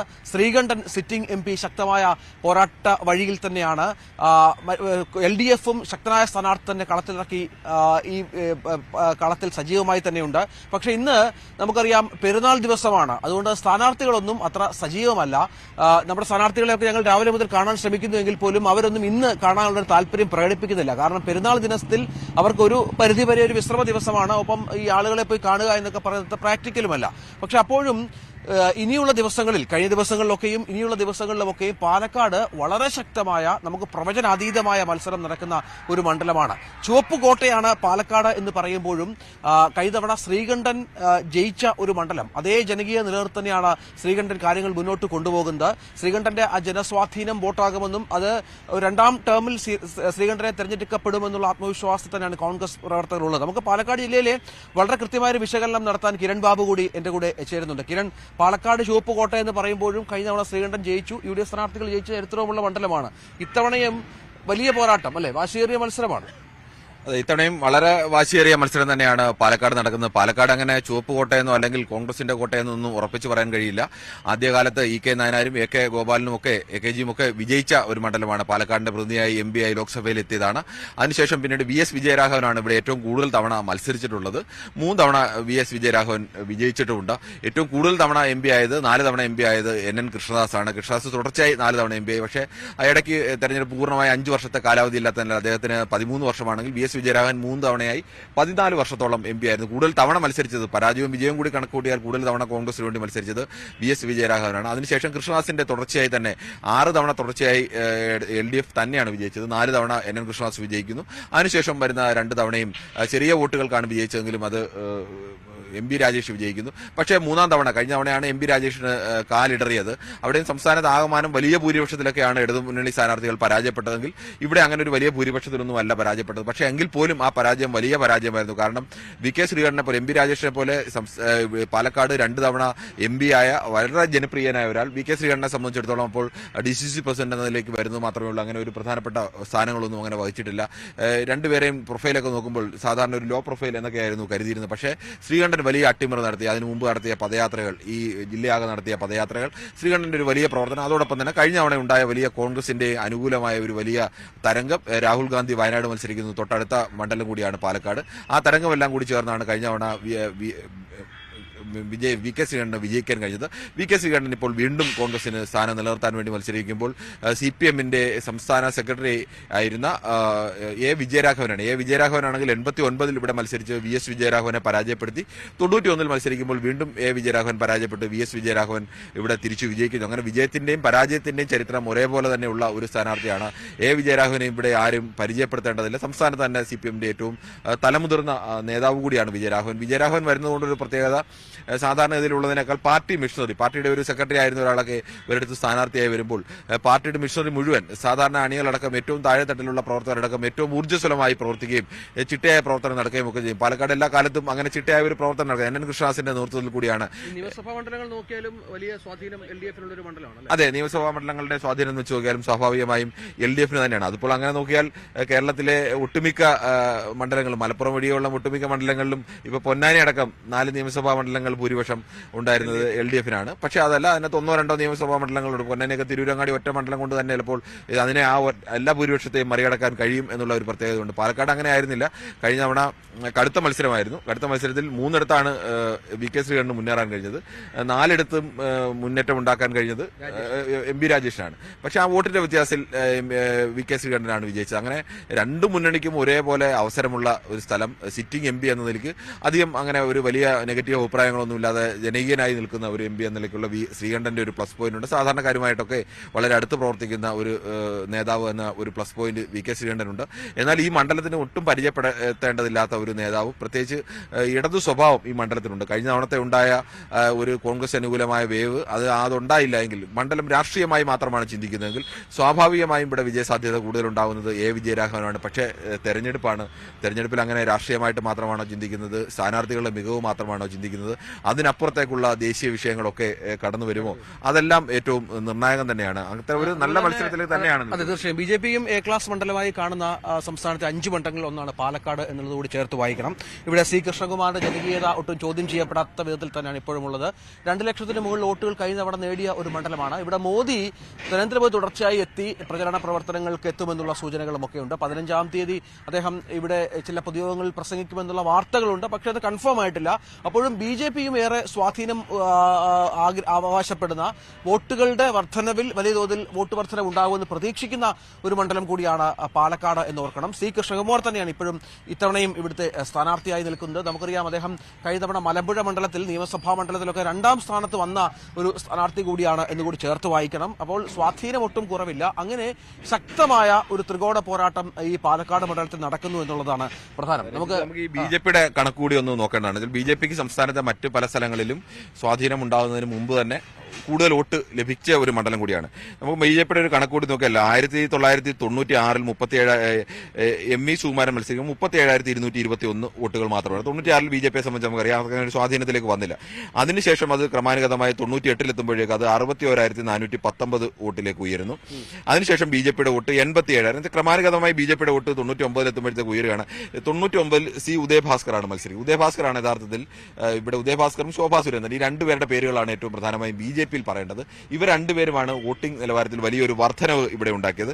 അത് 99 കഴിഞ്ഞാൽ 2004 വരുമ്പോൾ വീണ്ടും ഉദയഭാസ്കർ 1,47,000 വർദ്ധിപ്പിച്ചു. അത് ഒരു വലിയ വോട്ടിംഗ് 2004 ആലോചിക്കണം. UPA ഭരണം വന്ന കാലത്താണ് അത് 1,47,000 ഏകദേശം 1.5 ലക്ഷം വോട്ട് എന്ന് പറയുന്നത് അക്കാലത്ത് ബിജെപിയെ സംബന്ധിച്ച് അതൊരു വലിയ നേട്ടമാണ്. അത് ഉദയഭാസ്കറാണ് അത്ര ഒരു നേട്ടത്തിലേക്ക് കൊണ്ടുവന്നത്. അതിനുശേഷം പക്ഷേ അടുത്ത തെരഞ്ഞെടുപ്പിൽ വരുമ്പോഴേക്കും 2009 വരുമ്പോഴേക്കും സംസ്ഥാനത്ത് പൊതുവെ ബിജെപിയുടെ വോട്ടിൽ വലിയ ഇടിവുണ്ടായി. അത് പാലക്കാട് ജില്ലയിൽ വലിയ ഇടിവാണ് ഉണ്ടായത്. CK പത്മനാഭനാണ് മത്സരിച്ചത്. ആ സമയത്ത് 68,000 ഏകദേശം പകുതി വോട്ടെങ്കിലും ബിജെപിയുടെ വോട്ട് 2009 നഷ്ടപ്പെട്ടു എന്നുള്ളൊരു അവസ്ഥയിലായിരുന്നു. 2009 നഷ്ടപ്പെട്ട അവസ്ഥയിൽ നിന്നാണ് 2014 വരുമ്പോൾ അവിടെ ശോഭാ സുരേന്ദ്രൻ വരുന്നു. ശോഭാ സുരേന്ദ്രനാണ് വീണ്ടും ബിജെപിയുടെ വോട്ട് 1,36,000. അപ്പോഴും അതിന് മുമ്പ് ഉണ്ടായിരുന്ന 1,47,000 ബിജെപിക്ക് വോട്ട് എത്തിക്കാൻ കഴിഞ്ഞില്ല. 10 വർഷം മുമ്പുണ്ടായിരുന്ന വോട്ടിൽ നിലവാരത്തിലേക്ക് എത്തിക്കാൻ കഴിഞ്ഞില്ല എന്ന യാഥാർത്ഥ്യം കൂടിയുണ്ട്. പക്ഷേ ശോഭാ സുരേന്ദ്രൻ 1,36,000 വോട്ട് വർദ്ധിപ്പിക്കുന്നു.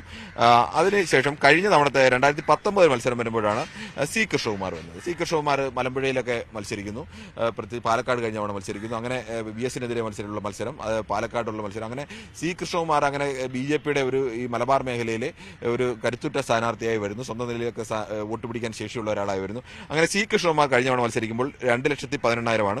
പക്ഷേ സി കൃഷ്ണകുമാർ മത്സരിക്കുമ്പോൾ MP രാജേഷുമായിട്ടുള്ള വോട്ട് വ്യത്യാസം തന്നെ 3,87,000. അപ്പോൾ അത് തന്നെ ഏകദേശം പറയുമ്പോൾ ഏകദേശം 1,00,000 മേളിൽ വോട്ട് വ്യത്യാസത്തിലാണ് അവർ 1,50,000 വോട്ടിന്റെ 59,000 വോട്ടിന്റെ വ്യത്യാസമുണ്ട്. പക്ഷേ എന്നാൽ പോലും സംസ്ഥാനത്തെ സംബന്ധിച്ചിടത്തോളം 2,00,000 മേൽ വോട്ട് ഒരു മണ്ഡലത്തിൽ നേടുക എന്ന് പറഞ്ഞാൽ സ്വാഭാവികമായും അതിനെ നമുക്കൊരു ത്രികോണ പോരാട്ടമായി കരുതാൻ കഴിയും. സി കൃഷ്ണകുമാർ അത്തരത്തിലൂടെ സ്വാധീനമുള്ള ആൾ കൂടിയാണ്. അപ്പോൾ ഈ കൃഷ്ണകുമാർ വോട്ടിന് വർദ്ധിപ്പിച്ചാൽ അത് ആരുടെ വോട്ടിലേക്കാവും? അപ്പോൾ അത് ശ്രീ VK ശ്രീകണ്ഠന്റെ വോട്ട് പിടിച്ചാണോ കൃഷ്ണകുമാർ വോട്ട് വർദ്ധിപ്പിക്കുക?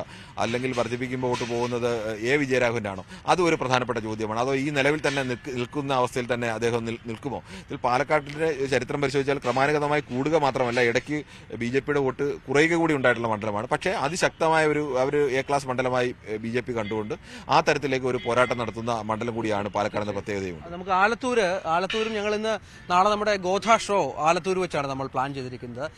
ഇന്ന് പെരുന്നാൾ ദിവസമായതുകൊണ്ട് അത്തരത്തിലുള്ള തെരഞ്ഞെടുപ്പ് പരിപാടികൾക്ക് അല്പം ഒരു നിയന്ത്രണം വെക്കേണ്ട ഒരു ദിവസം കൂടിയാണ്. പക്ഷെ നാളെ ആലത്തൂരിൽ നമ്മളുണ്ടാകും. ആലത്തൂരിലെ ഷോ നമ്മൾ പ്ലാൻ ചെയ്തിട്ടുണ്ട്. ആലത്തൂരും ഈ പറഞ്ഞതുപോലെ നമുക്കറിയാം അവിശ്വസനീയമായ വിജയം രമ്യ ഹരിദാസ് കഴിഞ്ഞ തവണ UDF നേടിക്കൊടുത്ത ഒരു മണ്ഡലമാണ്. അവിടെ രമ്യ ഹരിദാസ് പാട്ടും പാടി ജയിച്ചു എന്നാണ് പിന്നീട് മാധ്യമങ്ങളൊക്കെ റിപ്പോർട്ട് ചെയ്തത്. ഇപ്പോൾ ഇത്തവണയും ചോദിക്കുന്നത് പാട്ടുപാടി രമ്യ ജയിക്കുമോ എന്നുള്ളതാണ്. കാരണം MP എന്ന നിലയിൽ കഴിഞ്ഞ 5 വർഷത്തെ രമ്യയുടെ ഒരു പെർഫോമൻസ് അത് വളരെ കൃത്യമായി തന്നെ വിലയിരുത്തപ്പെടുന്ന ഒരു തെരഞ്ഞെടുപ്പ് കൂടിയാണിത്. തന്റെ വിജയം അത്ഭുത വിജയമായിരുന്നില്ല, താനൊരു വൺ ടൈം ബ്ലണ്ടർ അല്ല എന്ന് രമ്യ ഹരിദാസിന് തെളിയിക്കേണ്ടതുണ്ട്. അതെങ്ങനെ പ്രായോഗികമാകുമെന്നുള്ളത് കാത്തിരുന്ന് കാണണം. അവിടെ ജനകീയനായ ഒരു മുഖത്തെ LDF നമുക്കറിയാം മന്ത്രി കൂടിയായ ജനകീയ മുഖത്തെ അവിടെ LDF പ്ലേസ് ചെയ്യുമ്പോൾ അവിടെ വലിയ പോരാട്ടം കാഴ്ചവെക്കാൻ ഉദ്ദേശിക്കുന്നു. സംവരണ മണ്ഡലമാണ്, അങ്ങനെ ഒരുപാട് പ്രത്യേകതയുണ്ട്. അപ്പോൾ ആലത്തൂരും വലിയ പോരാട്ടം നടക്കുന്ന ഒരു മണ്ഡലമാണ്. അവിടെയും വിജയം ആർക്ക് ഒപ്പം നിൽക്കുമെന്നുള്ള ഒരു ട്രെൻഡ് ഒന്നും ഉണ്ടാകുന്നില്ല. അത് അവസാന നിമിഷം വോട്ടർമാർ തീരുമാനിക്കുന്ന ഒരു മണ്ഡലമാണ്. ചില മണ്ഡലങ്ങളിൽ നമുക്ക് എന്താണ് സംഭവിക്കുന്നത് നമുക്കൊന്ന് പ്രവചിക്കാൻ സാധിക്കും. പക്ഷേ ഇവിടെ ആലത്തൂർ പോലൊരു മണ്ഡലത്തിലും എന്താണ് സംഭവിക്കുക എന്നുള്ളത് ജനത്തിന്റെ നേരത്തെ കിരൺ പറഞ്ഞതുപോലെ രാഷ്ട്രീയം മാത്രമല്ല മറ്റു പല വിഷയങ്ങൾ സംസ്ഥാന സർക്കാരിന്റെ വിലയിരുത്തലുണ്ടാവും. കേന്ദ്ര ഭരണവുമായി ബന്ധപ്പെട്ട ബന്ധപ്പെട്ട വിലയിരുത്തലുണ്ടാകും. മറ്റ് പലവിധ വിഷയങ്ങൾ CAA കടന്നു പോകുന്ന മണ്ഡലങ്ങളാണ്. CAAയുമായി ബന്ധപ്പെട്ട ചർച്ചകളുണ്ട്. ഏറ്റവും കൂടുതൽ കേരള സ്റ്റോറി പോലും ചർച്ചയാകുന്ന മണ്ഡലങ്ങൾ സംസ്ഥാനത്ത് ഈ മലബാർ മേഖലയിലൊക്കെ ഉണ്ട്, ഈ വടക്കൻ മേഖലയിലുണ്ട്. അത്തരമൊരു മണ്ഡലമാണ് ആലത്തൂർ. എങ്ങനെയാണ് കിരൺ ആലത്തൂരിന്റെ ഒരു സാധ്യത തവണ? രഞ്ജിത്ത്, ആലത്തൂരിന്റെ ചരിത്രത്തിലേക്ക് വരും മുമ്പ് രഞ്ജിത്ത് പറഞ്ഞതിനോട് എനിക്ക് തോന്നുന്നു ഇപ്പോൾ പുതുതായി UDF പ്രധാനമായി ഉയർത്തുന്ന ഒരു വിഷയം ഈ തൃശൂർ മണ്ഡലത്തിൽ മാത്രമല്ല കരുവന്നൂർ വിഷയം ആലത്തൂരിലും പാലക്കാടും ശക്തമായി ഉയർത്താനുള്ള ഒരു തീരുമാനം UDFന്റെ ഭാഗത്തുനിന്ന്. അവരത് വ്യാപകമായ ഒരു പ്രചരണത്തിലേക്ക്, സഹകരണ സംഘങ്ങൾ വ്യാപകമായി ഉള്ള സ്ഥലം കൂടിയാണ് മലബാറിലെ എല്ലാ മേഖലയിലും സഹകരണ സംഘങ്ങൾ അതിശക്തമാണ്. സാധാരണക്കാരായ ആളുകളുടെയൊക്കെ പണം സഹകരണ സംഘങ്ങളാണുള്ളത്. അവരുടെയൊക്കെ സഹകരണ സംഘങ്ങൾ നന്നായി വർക്ക് ചെയ്യുന്നുണ്ടെങ്കിലും ഒരു സഹകരണ സംഘത്തെ സംബന്ധിച്ച് വലിയ പ്രശ്നങ്ങൾ ഉണ്ടാകുകയും അതിൽ അഴിമതി ഉണ്ടാകുകയും അതിൽ പ്രതിസ്ഥാനത്ത് CPM നിൽക്കുകയും ഒക്കെ ചെയ്യുന്ന അത് ഫലപ്രദമായി ഉപയോഗിക്കാൻ വേണ്ടിയുള്ള ഒരു വലിയ പരിശ്രമം CPMന്റെ ഭാഗത്ത് നിന്ന് അക്കാര്യത്തിൽ വീഴ്ച ഉണ്ടായിട്ടുണ്ട് എന്നൊരു തോന്നൽ സാധാരണ ജനങ്ങൾക്കിടയിൽ തന്നെയുണ്ട്. അത് എങ്ങനെ പരമാവധി ഉപയോഗിക്കാം അതിനു വേണ്ടിയുള്ള വലിയ പരിശ്രമം കോൺഗ്രസിന്റെ ഭാഗത്ത് നടത്തുന്നുണ്ട്. ഈ ആലത്തൂരിന്റെ ഒരു ചരിത്രം നമ്മൾ പരിശോധിച്ചാൽ ആലത്തൂരിന്റെ ചരിത്രത്തിൽ ആലത്തൂർ മണ്ഡലം രൂപീകരിച്ച ശേഷം അവിടെ 2 തവണ MP ആയിരുന്നത് 2009 പുതിയ ആലത്തൂർ മണ്ഡലം വരുന്നു. ആ ആലത്തൂർ 2 തവണ MP ആയത് PK ബിജുവാണ്. കഴിഞ്ഞ തവണ MP ആയത് PK ബിജുവിനെ അട്ടിമറിച്ചുകൊണ്ട്. ആലത്തൂരിന്റെ ചരിത്രം മൊത്തം, ആലത്തൂരിന്റെ പഴയ ചരിത്രം നോക്കിയാൽ ഒറ്റപ്പാലമാണ്. ഒറ്റപ്പാലത്തിന്റെ ഭാവങ്ങളും പഴയ ഒറ്റപ്പാലം. ശരി, രഞ്ജിത്തും കിരണും വിശദമായി തന്നെ ആലത്തൂരിന്റെയും പാലക്കാടിന്റെയും ഇപ്പോഴത്തെ രാഷ്ട്രീയ സാഹചര്യം എന്താണ് എന്ന് പ്രേക്ഷകരുമായി പങ്കുവച്ചു. നിങ്ങൾ അവരുടെ വോട്ടർമാരുടെ മനസ്സിൽ എന്താണെന്നുള്ളതിന്റെ യാത്ര തുടരും. മറ്റു വാർത്തകളിലേക്ക് കൂടി നമുക്ക് പോകേണ്ടതുണ്ട്. രാഷ്ട്രീയ നിലപാട് പ്രഖ്യാപിക്കാൻ കേരള കോൺഗ്രസ് ജോസഫ് വിഭാഗം കോട്ടയം ജില്ലാ അധ്യക്ഷ സ്ഥാനം രാജിവെച്ച സജി മഞ്ഞക്കടമ്പിൽ കോട്ടയത്ത് ശക്തിപ്രകടനം നടത്തി നിലപാട് പ്രഖ്യാപിക്കാനാണ് തീരുമാനം. 15-ാം തീയതി സമ്മേളനം നടത്താനാണ് ആലോചന. വരും ദിവസങ്ങളിൽ കൂടുതൽ പേർ ജോസഫ് ഗ്രൂപ്പ് വിട്ട് പുറത്തു വരുമെന്നും സജി മഞ്ഞക്കടമ്പിൽ വ്യക്തമാക്കുന്നു. ശ്രീജിത്താണ് ചേരുന്നത്. ശ്രീജിത്ത്, എന്തായാലും സജിയുടെ നിലപാട് എന്ത്, രാഷ്ട്രീയ നിലപാട് എന്ത് എന്നറിയാൻ ഇനി 5 ദിവസം കൂടിയേ ബാക്കിയുള്ളൂ. എന്താണ് നമ്മൾ പ്രതീക്ഷിക്കുന്നത്?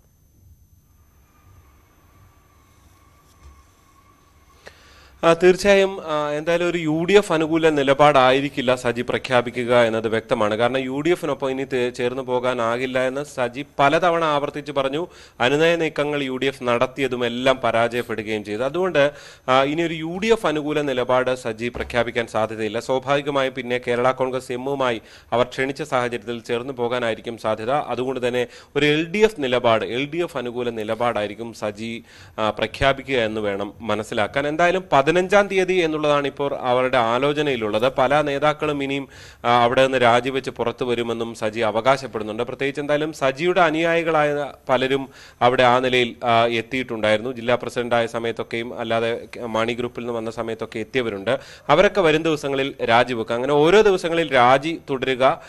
15-ന് ഒരു ശക്തി പ്രകടനം, ഒരു ഹാളിൽ ഒരു വലിയ പരിപാടി നടത്തിക്കൊണ്ട് തനിക്കൊപ്പം ഇത്രയധികം പേർ വന്നു എന്ന് കാണിക്കുക. അങ്ങനെ ഫലത്തിൽ മോൻസ് ജോസഫ് നേതൃത്വം കൊടുക്കുന്ന കോട്ടയത്തെ തെരഞ്ഞെടുപ്പിന് ഒരു തിരിച്ചടി നൽകുക UDFന് എന്നുള്ളത് തന്നെയായിരിക്കും അവർ ഉദ്ദേശിക്കുക.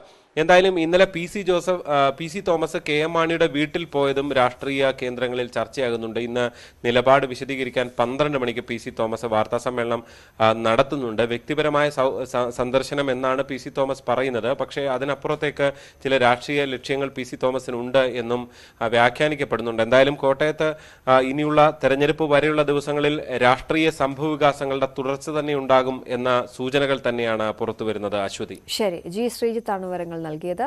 ഇടവേള.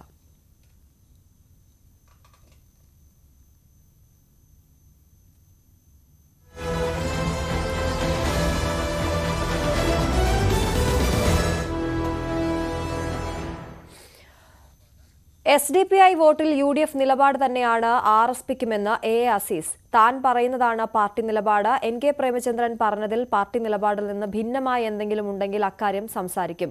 LDF വിട്ടതുകൊണ്ടാണ് RSPക്ക് സംസ്ഥാന പാർട്ടി പദവിയുള്ളത്.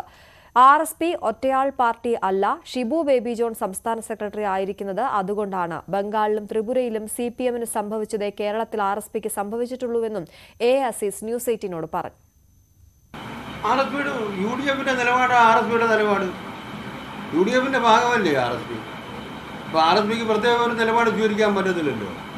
UDF തീരുമാനമെടുത്ത് SDPIയുടെ ഔദ്യോഗികമായി ഒരു വർഗീയ പാർട്ടി എന്നുള്ള അവരുടെ വോട്ട് ഒരു പാർട്ടി എന്നുള്ള നിലയിൽ അവർ അൺകണ്ടീഷനായിട്ട് ഞങ്ങളുമായിട്ട് ആലോചിക്കാതെ ഞങ്ങളെ പിന്തുണയ്ക്കുമെന്ന് പറഞ്ഞ് അങ്ങനെ ഒരു പിന്തുണ വേണ്ട.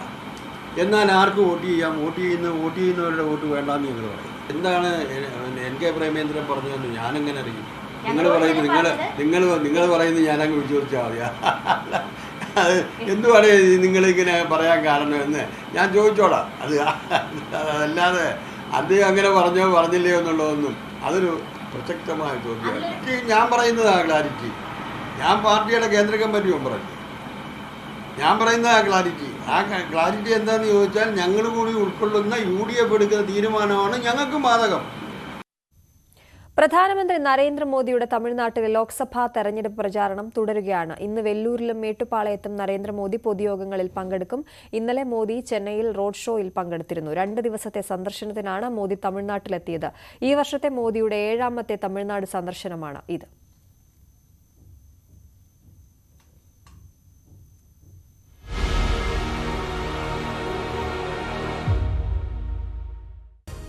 Political Grand Finale, co-presented by Berger Paints, 100 years of trust, powered by ICL FinCorp.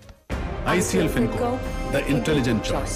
Educational partner, IBIS Group of Educational Institutions. ഇനി കണ്ണടച്ചല്ല, കണ്ണ് തുറന്ന് സ്വപ്നം കാണാം. IBISലൂടെ. പാലക്കാട് ട്രെയിൻ തട്ടി കാട്ടാനയ്ക്ക് പരിക്ക്. പുലർച്ചെ കൊട്ടേക്കാട് വച്ചാണ് സംഭവം. കാട്ടിലേക്ക് കയറിയ ആന വനംവകുപ്പിന്റെ നിരീക്ഷണത്തിലാണ്. വെറ്റിനറി സംഘം ഉടൻ ആനയെ പരിശോധിക്കും. വിനേഷ് കുമാർ ചേരുന്നു. വിനേഷ്, ഈ ട്രെയിൻ തട്ടി വലിയ പരിക്കുണ്ടോ ആനയ്ക്ക്? വെറ്റിനറി സംഘം അവിടെ എത്തിയിട്ടുണ്ടെന്ന് അറിയുന്നു. എന്തൊക്കെയാണ് വിവരങ്ങൾ? ശ്രീ വാളയാർ റേഞ്ചിൽ വരുന്ന സ്ഥലത്താണ് ഈ കൊട്ടേക്കാടാണ് ഇപ്പോൾ, അതായത് റെയിൽവേ ട്രാക്ക് മുറിച്ച് കടക്കുന്നതിനിടയിലാണ് ആനയ്ക്ക് ട്രെയിൻ തട്ടി പരിക്കേറ്റത് എന്നാണ് ഇപ്പോൾ നമുക്ക് ലഭ്യമാകുന്ന വിവരം. ഇന്നലെ അർദ്ധരാത്രിയിൽ ആണ് ആനയ്ക്ക് ഈ ട്രാക്ക് മുറിച്ച് കിടക്കുന്നതിനിടയിൽ ട്രെയിൻ തട്ടി പരിക്കേറ്റത്. പരിക്കേറ്റ ആന ഇപ്പോഴും ആ ട്രാക്കിന്റെ ആ പരിസരത്തുള്ള കുറ്റിക്കാട്ടിൽ തന്നെ ആന നിൽക്കുന്നത് നമുക്ക് ദൃശ്യങ്ങളിൽ കാണാൻ കഴിയും. ഇതിന്റെ വെറ്റിനറി സംഘം ഉൾപ്പെടെ സ്ഥലത്തെത്തിയിട്ട് ആനയ്ക്ക് ചികിത്സ നൽകുന്നതിനുള്ളൊരു നടപടി തുടങ്ങിയിട്ടുണ്ട്. എന്തായാലും ആനയെ മയക്കുവെടി വെച്ചോ അല്ലെങ്കിൽ മറ്റേതെങ്കിലും തരത്തിൽ മയക്കിയോ ആയിരിക്കും ഇതിന് ചികിത്സ നൽകുക എന്നാണ് അറിയാൻ കഴിയുന്നത്. പിൻകാലിനാണ് ആനയ്ക്ക് പരിക്കേറ്റിട്ടുള്ളത്. പരിക്കിന്റെ ആഴം വ്യക്തമാക്കണമെങ്കിൽ ആനയെ പൂർണ്ണമായും ഇത് പരിശോധിക്കേണ്ടിയിരിക്കുന്നു. ആ പരിശോധന പൂർത്തിയാകുന്ന മുറയ്ക്കായിരിക്കും എന്തായാലും ഇപ്പോൾ ചികിത്സ നൽകുന്ന ഉൾപ്പെടെയുള്ള നടപടി ഉണ്ടാകുക. നമുക്കറിയാം, ഈ വാളയാർ കൊട്ടേക്കാട് ഭാഗത്ത് നിരവധി കാട്ടാനകൾ ഇതുപോലെ തന്നെ ട്രെയിൻ ഇടിച്ച് ചരിഞ്ഞ സംഭവങ്ങൾ ഉണ്ടായിട്ടുണ്ട്. പ്രധാനമായും ഈ പശ്ചിമഘട്ടത്തിലെ ഏറ്റവും പ്രധാനമായ ആനത്താരകൾ നിലനിൽക്കുന്ന ഒരു സ്ഥലം കൂടിയാണ്. സ്വാഭാവികമായും ആനകൾ പലപ്പോഴും ഈ ട്രാക്ക് മുറിച്ച് കിടക്കുന്നതിനിടയിലാണ് അപകടമുണ്ടാകുന്നത്. അത്തരത്തിലൊരു അപകടമാണ് ഇന്നലെ രാത്രിയിൽ ഉണ്ടായത്. എന്തായാലും ആനയെ ഇപ്പോൾ ചികിത്സ നൽകുന്നതിനുള്ള നടപടി ഏറെക്കുറെ പൂർത്തിയായി എന്നാണ് ഇപ്പോൾ നമുക്ക് വനം വകുപ്പിൽ നിന്ന് ലഭിക്കുന്ന വിവരം. വിനേഷ്, ഈ ട്രാക്കിനോട് ചേർന്നുള്ള പ്രദേശത്ത് തന്നെ ആന നിലയുറപ്പിച്ചിരിക്കുന്നു എന്ന് പറയുമ്പോൾ സാരമായി അതിന് പരിക്കേറ്റിട്ടുണ്ട് എന്ന് മനസ്സിലാക്കണോ? ഒപ്പം ഇനി ആനയുടെ പൂർണ്ണ ആരോഗ്യവാനാക്കിയ ശേഷം കാട്ടിലേക്ക് തുരത്താനുള്ള നടപടിക്രമങ്ങളാകുമോ വനം വകുപ്പ് സ്വീകരിക്കുക? അശ്വതി, ഇതിന്റെ പിൻകാലിനാണ് പരിക്കേറ്റിട്ടുള്ളത്. അതുകൊണ്ട് തന്നെ ആന അവിടെ നിൽക്കുന്ന ഒരു ദൃശ്യമാണ് നമുക്ക് ലഭിച്ചിട്ടുള്ളത്. ആന ഈ കുറ്റിക്കാട്ടിനകത്ത് തന്നെ നിലയുറപ്പിച്ചിട്ടുണ്ട്. സാധാരണ നിലയിൽ വലിയ പരിക്കാണെങ്കിൽ ആനയ്ക്ക് നടക്കാനൊന്നും കഴിയാത്തൊരവസ്ഥ വരും. അങ്ങനെ വരികയാണെങ്കിൽ ആന ഇവിടെ കിടക്കുന്ന ഒരു സ്ഥിതിയിലേക്കായിരിക്കും പോവുക. പക്ഷെ അത്തരത്തിലൊന്നുമില്ല. എന്തായാലും പിൻകാലിൽ സാരമുള്ള മുറിവാണോ ആനയ്ക്ക് ഉണ്ടായിട്ടുള്ളത്, സാരമുള്ള പരിക്കാണോ എന്നുള്ളത് കൃത്യമായ ഒരു പരിശോധന വെറ്ററിനറി സംഘം നടത്തിയാൽ മാത്രമേ അറിയുകയുള്ളൂ. എന്തായാലും പരിക്ക് പറ്റിയിട്ടുണ്ട്. ട്രെയിനിന്റെ ഒരു ഭാഗം ഒരു പക്ഷേ മുറിച്ച് കടന്നതിന് ശേഷം കാലെടുത്ത് വെച്ചോ മറ്റോ ആയിരിക്കണം പരിക്ക് പറ്റിയിട്ടുണ്ടാവുക എന്ന് പറയുന്നു. സാധാരണ നിലയിൽ ട്രാക്കിന് നടുവിലാണെങ്കിൽ ആന ചരിയാൻ തന്നെയാണ് സാധ്യത. ഇത്തരത്തിൽ നിരവധി സംഭവങ്ങൾ ഈ പ്രദേശത്ത്, ഈ കൊട്ടേക്കാട് തന്നെ ഒരുപാട് സംഭവങ്ങൾ ഇതുപോലെ ഉണ്ടായിട്ടുണ്ട്. ഈ ഒരു പശ്ചാത്തലത്തിൽ തന്നെ എന്തായാലും ഇത് കൃത്യമായി തന്നെ വിദഗ്ധ സംഘം എത്തിയ ശേഷം പരിശോധന നടത്തിയാൽ മാത്രമായിരിക്കും ഇതിന്റെ പരിക്ക് വ്യക്തമാവുകയുള്ളൂ. ശരി വിനേഷ്.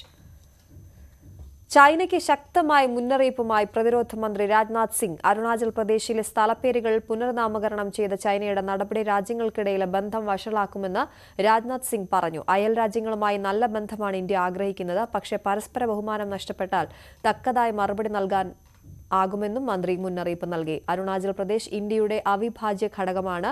സ്ഥലപ്പേരുകൾ മാറ്റിയതുകൊണ്ട് യാഥാർത്ഥ്യങ്ങൾ മാറ്റാനാകില്ലെന്നും മന്ത്രി പറഞ്ഞു. അരുണാചൽ പ്രദേശിലെ നംസായ് മണ്ഡലത്തിൽ തെരഞ്ഞെടുപ്പ് റാലിയിൽ സംസാരിക്കുകയായിരുന്നു രാജ്നാഥ് സിംഗ്. 2017 മുതൽ പല തവണകളായി അരുണാചൽ പ്രദേശിലെ ചില സ്ഥലപ്പേരുകൾ ചൈന പുനർനാമകരണം ചെയ്യുന്നുണ്ട്.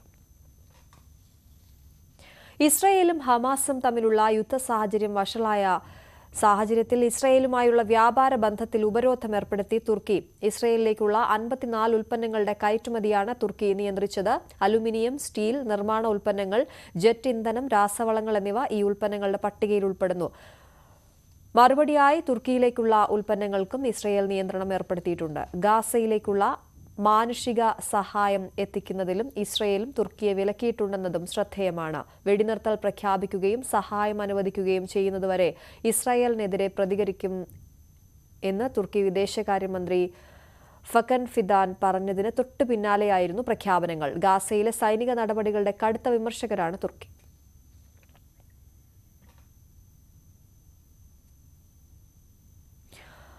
സമഗ്രമായൊരു വാർത്താ ദിനത്തിലേക്ക് സ്വാഗതം ചെയ്തുകൊണ്ട് വാർത്താരംഭം പൂർണ്ണമാകുന്നു. നമസ്കാരം.